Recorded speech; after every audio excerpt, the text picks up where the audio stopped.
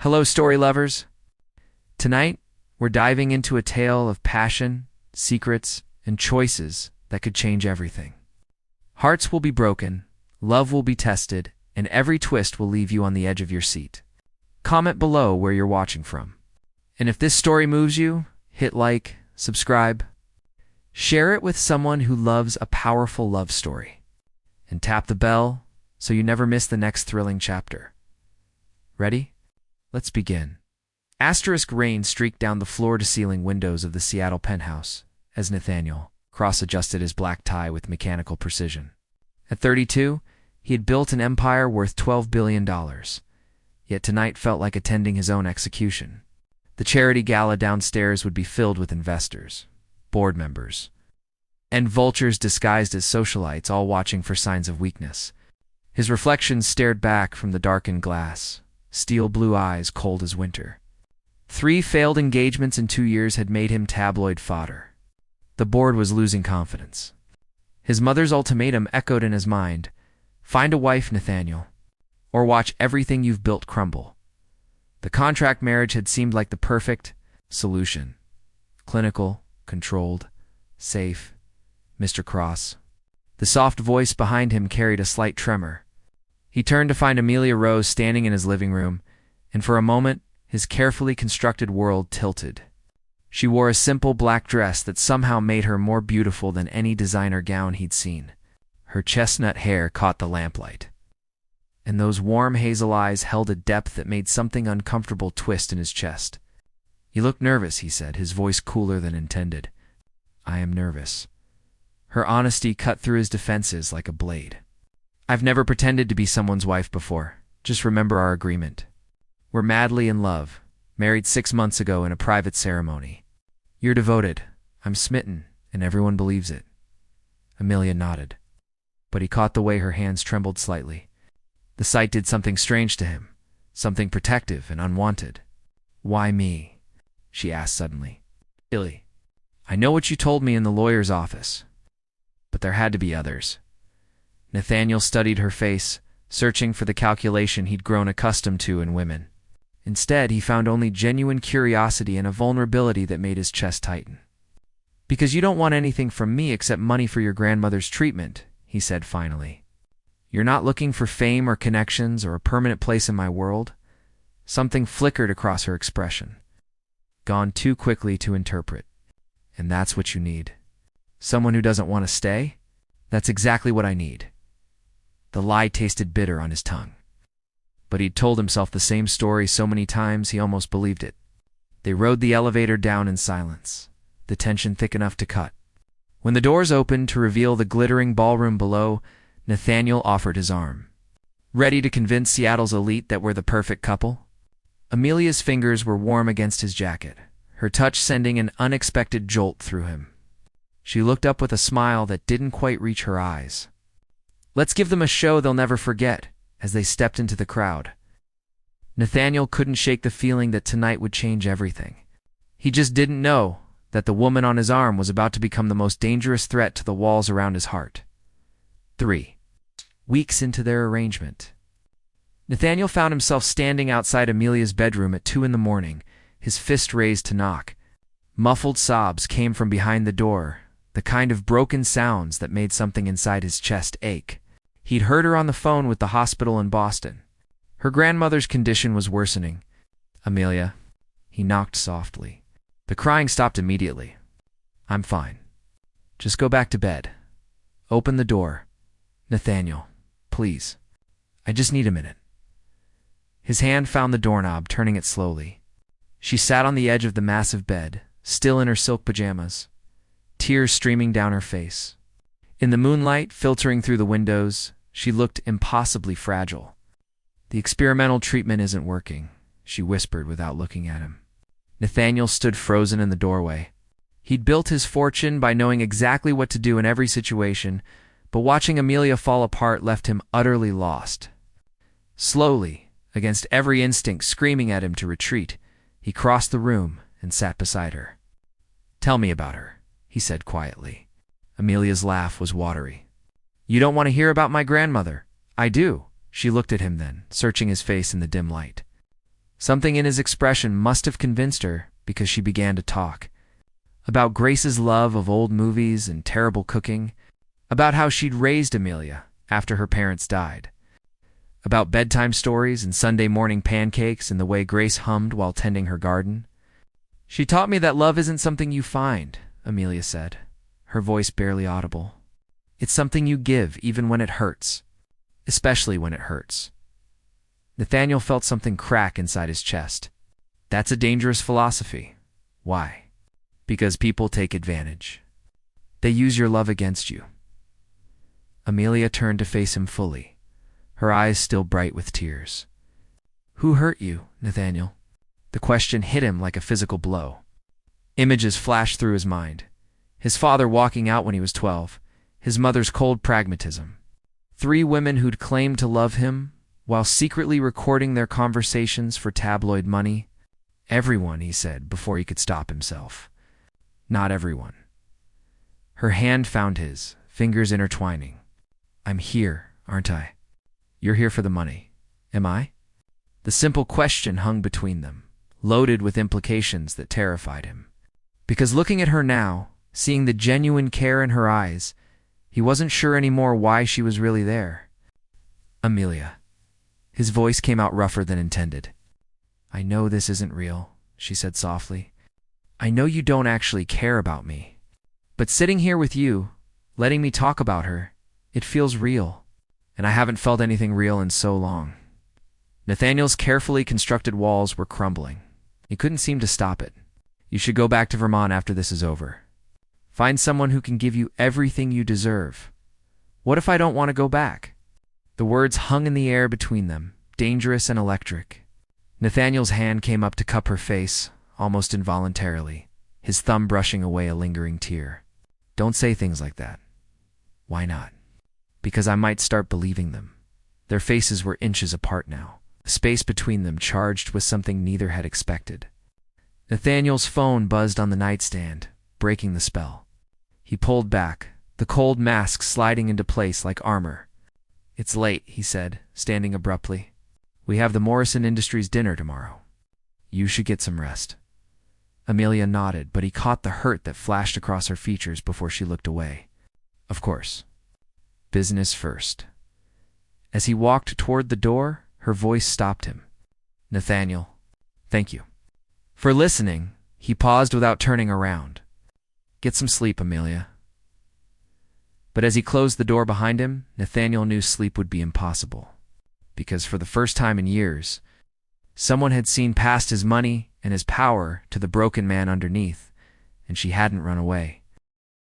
The Morrison Industries dinner was supposed to be another performance, another night of pretending their marriage was real. But when James Morrison cornered Amelia by the champagne fountain, his hand lingering too long on her arm while Nathaniel was across the room, something primal and possessive roared to life in Nathaniel's chest. "Your husband seems distracted tonight," Morrison was saying, his voice slick with false charm. "Perhaps I could show you around the city sometime. When he's busy with business." Amelia stepped back, but Morrison followed, his hand moving to her waist. "Mr. Morrison, I think there's been a misunderstanding." "Has there?" Morrison's smile was predatory. A beautiful woman stuck in a cold marriage to a man who cares more about his company than his wife. "I think I understand perfectly." That's when Nathaniel appeared beside them, his presence like a storm front moving in. "Morrison, Cross. We were just talking about how lovely your wife is." Nathaniel's hand found the small of Amelia's back, pulling her against his side with a possessiveness that surprised them both. "Yes, she is. And she's mine." The word mine sent electricity shooting through Amelia's veins. This wasn't part of their act. This was something raw and real, and the look in Nathaniel's eyes made her breath catch. Morrison laughed uncomfortably. Of course. Just making conversation. Make it with someone else." After Morrison retreated, Nathaniel's hand remained on Amelia's back, his touch burning through the silk of her dress. "Are you all right?" "I'm fine." But she wasn't fine. The way he'd claimed her, protected her, had awakened something dangerous inside her chest. "Thank you. He had no right to touch you." The possessive edge in his voice made her look up at him. "Nathaniel, this isn't real, remember? You don't actually have to get jealous. Something flickered across his face. Right, of course. But as the evening wore on, the pretense became harder to maintain. When they danced, his hands splayed across her lower back, pulling her closer than necessary. When she laughed at something Robert Hayes said, Nathaniel's jaw clenched with unmistakable jealousy. When she placed her hand on his chest during a photo opportunity, his heartbeat thundered beneath her palm. The drive home was silent, tension crackling between them like electricity before a storm. In the elevator up to the penthouse, Amelia finally broke. What was that tonight? What was what? You know what? The way you looked at Morrison, the way you touched me. Nathaniel's knuckles were white where they gripped the elevator rail. I was protecting our cover, were you? The elevator dinged, doors sliding open, but neither moved. Nathaniel's eyes found hers in the mirrored walls, dark with something that made her pulse race. Amelia, say it, she whispered. Whatever you're thinking, just say it. I'm thinking that this was supposed to be simple. A business arrangement. But it's not simple anymore, is it? He stepped closer, backing her against the elevator wall. No, it's not. Then what is it? His hand came up to cup her face, thumb tracing her cheekbone. I don't know. I've never felt anything like this before. Neither have I. The confession hung between them, honest and terrifying. Then Nathaniel's mouth crashed down on hers and everything else ceased to exist. The kiss was desperate, hungry, months of denied attraction pouring out in a single moment of surrender. When they finally broke apart, both were breathing hard. Amelia's hands were fisted in his shirt, and his forehead rested against hers. This changes everything, he whispered. I know. The contract says no emotional attachment. I know. We should stop this. Before it goes any further, Amelia looked up at him, her heart breaking and soaring simultaneously. Is that what you want? Nathaniel's thumb brushed across her lips, swollen from his kiss. What I want and what's smart are two very different things. Since when do you not go after what you want? The question hung in the air as the elevator doors began to close. Nathaniel caught them, but his eyes never left hers. Since what I want could destroy everything I've built, or it could save you. He stared at her for a long moment, something vulnerable and hopeful flickering in his eyes. Then his phone rang, shattering the moment like glass. Oliver's name flashed on the screen, and Nathaniel's face immediately shuddered. I have to take this. As he stepped back, putting distance between them, Amelia felt the walls going back up. But this time, she'd seen what was behind them. This time, she knew the truth. Nathaniel Cross was falling for his fake wife, and it terrified him more than any hostile takeover ever could. The tabloid photos hit the newsstands on a Tuesday morning, and they changed everything. Nathaniel stared at the headlines splashed across his phone screen, each word a dagger to his chest. Billionaire's fake wife exposed in contract marriage. Scandal rocks Seattle, but it was the photos that destroyed him. Pictures of Amelia from before in her simple Vermont library, juxtaposed with shots of her in designer gowns. And worse, a grainy photo of their kiss in the elevator with the caption, even she couldn't resist falling for the money. Nathaniel? Amelia appeared in the kitchen doorway, her hair tousled from sleep, wearing one of his oversized shirts. She looked beautiful and innocent, and everything he'd been fool enough to believe she was. Interesting morning reading, he said, his voice ice cold as he tossed the phone onto the marble counter. Amelia picked it up, and he watched her face drain of color as she scrolled through the articles. Nathaniel, this isn't what it looks like, isn't it? Source close to the couple reveals the marriage was arranged for business purposes, he read from memory. Miss Rose was reportedly paid $500,000 to play the devoted wife. Tell me, Amelia, which part of that is inaccurate? You know which part? Her voice was barely a whisper. The part that says, I don't care about you. Nathaniel laughed, but there was no warmth in it. Right, of course. The woman who needed money for her dying grandmother suddenly developed real feelings for the billionaire. How convenient. It wasn't like that. Then explain how every detail of our contract ended up in the press. Explain how they knew about Grace's medical bills. About the exact amount I paid you. Amelia's hands shook as she set down the phone. I don't know. I would never. The only people who knew those details were you, me, and Oliver, and I know it wasn't me. The words hit her like a physical blow. You think I sold the story? I think you're exactly what I should have expected. Another woman who saw dollar signs and figured out how to maximize her profit. Tears spilled down her cheeks. But Nathaniel forced himself to look away. He couldn't afford to be swayed by her tears again. Not when everything he'd built was crumbling around him. You know me, she said desperately. You know I wouldn't do this, do I? I know you needed money. I know you're a good actress. I know you made me believe. He stopped himself, jaw clenching. Made you believe what? That you actually cared about me. That someone could see past the money to whatever's left of the man, went underneath and find something worth loving. The pain in his voice cracked something inside Amelia's chest. Nathaniel, I do care about you. I'm falling in love with you. Stop. The word came out harsh, desperate. Just stop. It's true. These past months, getting to know you, seeing who you really are when you let your guard down, who I really am, is a man stupid enough to believe in fairy tales. He cut her off, but that's over now. Amelia stepped toward him, but he backed away, like her touch would burn him. Listen to me. I didn't sell that story. I would never hurt you like that. Then who did? The question hung between them, unanswered and damning. Because if it wasn't Amelia, if it wasn't Nathaniel, that left only Oliver. Oliver, who'd arranged their meeting. Oliver, who'd drawn up the contract. Oliver, who had access to everything.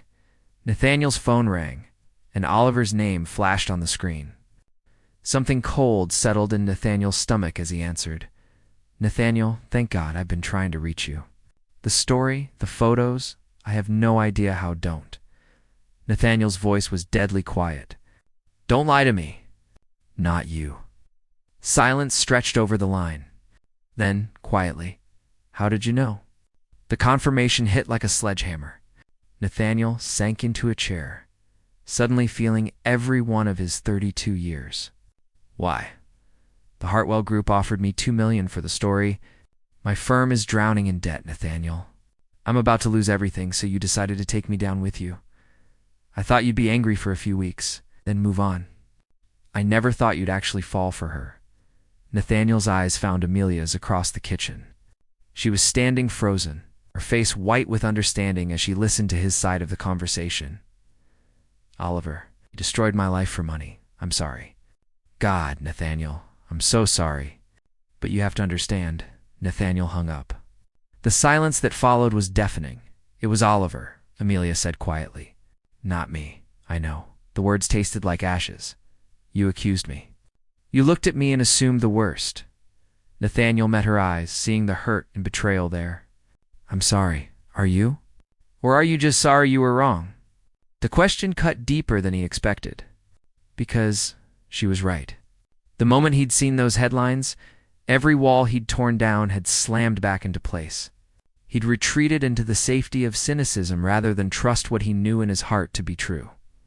Amelia. No. She shook her head, backing toward the door. You want to know the really tragic part? I wasn't falling in love with your money or your power. I was falling in love with the man who held me while I cried about my grandmother. The man who remembered how I liked my coffee. The man who was brave enough to let someone see his scars. Don't go. The words ripped from his throat. Why not? You've already decided who I am. And maybe you're right. Maybe I should take the money and run before this gets any messier. She turned to leave. And panic clawed at Nathaniel's chest. Amelia, wait, what? Stay, please. She looked back at him, and for a moment he thought she might. Then her expression hardened. And he saw the exact moment she built her own walls. The contract said, 6 months, Nathaniel. It's been for... I'll honor our agreement, but don't expect anything more. You made it very clear what you think of me. As she walked away, Nathaniel realized he'd just made the biggest mistake of his life. He'd finally found someone who loved him for who he really was, and he'd thrown it away the moment his faith was tested. Now he had to find a way to win her back, assuming it wasn't already too late. 2 weeks passed in agonizing politeness.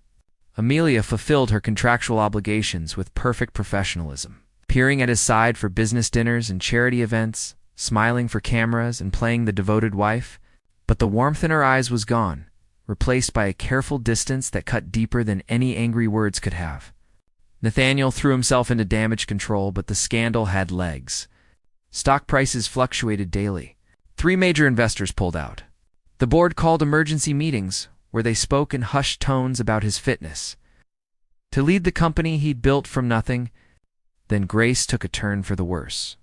Nathaniel found Amelia in the kitchen at 3 in the morning, still in her evening gown from the gallery opening they'd attended, staring at her phone with tears streaming down her face. "The doctors want to stop treatment," she said without looking up. "They say it's time to make her comfortable."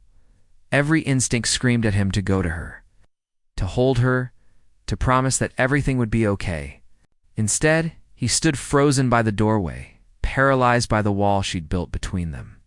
"I'm sorry," he said inadequately. "I should go to her. Our contract has another month. But go."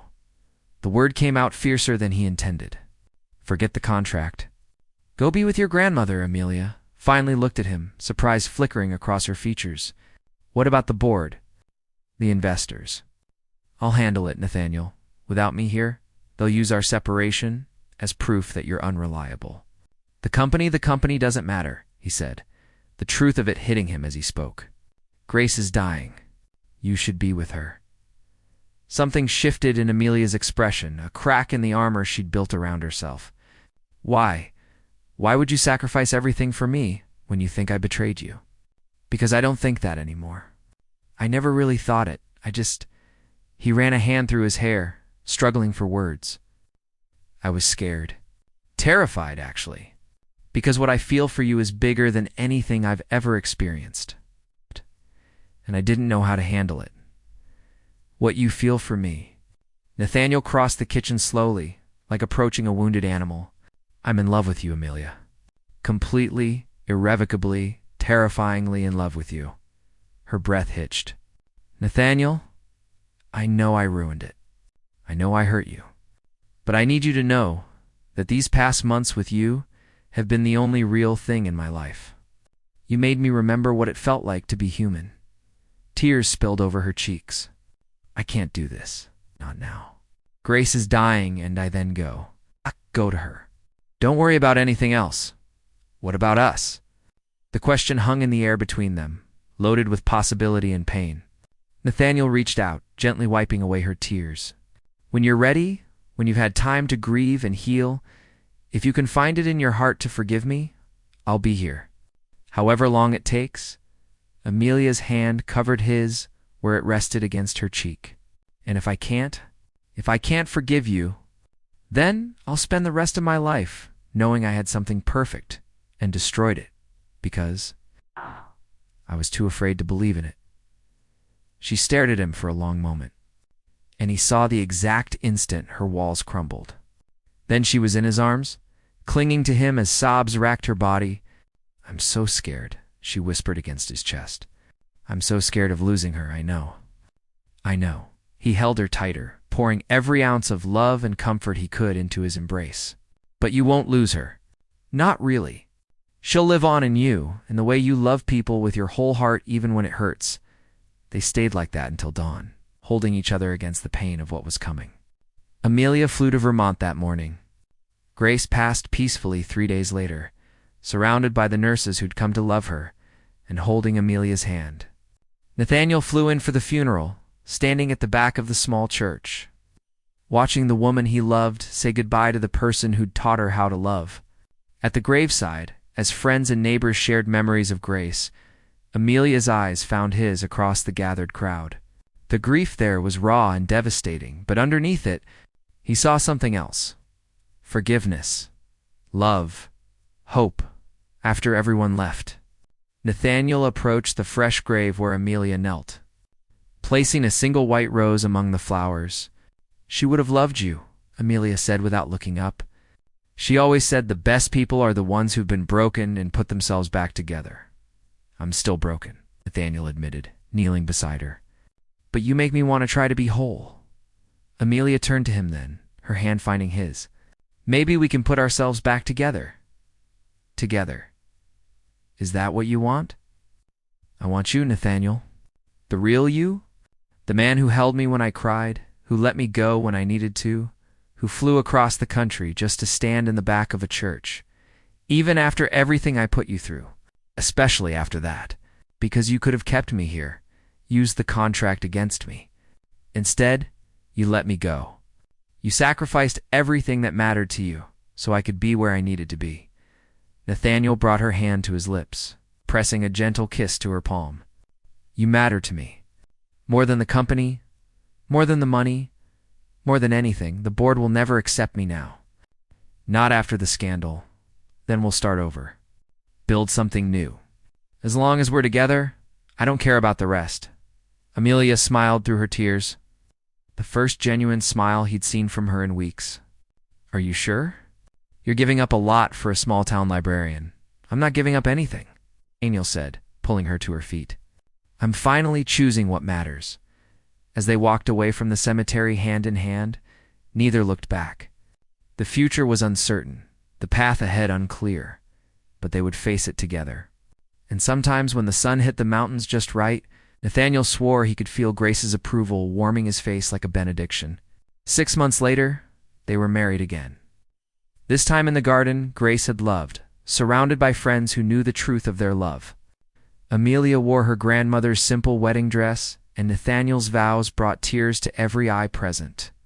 You taught me that love isn't something to fear, he said, his voice thick with emotion. It's something to choose every day, even when it's hard. Especially when it's hard. And as they kissed under the apple tree where Grace used to sit and read, both knew they'd found something more valuable than any fortune, a love worth fighting for, worth sacrificing for, worth building a life around. The end.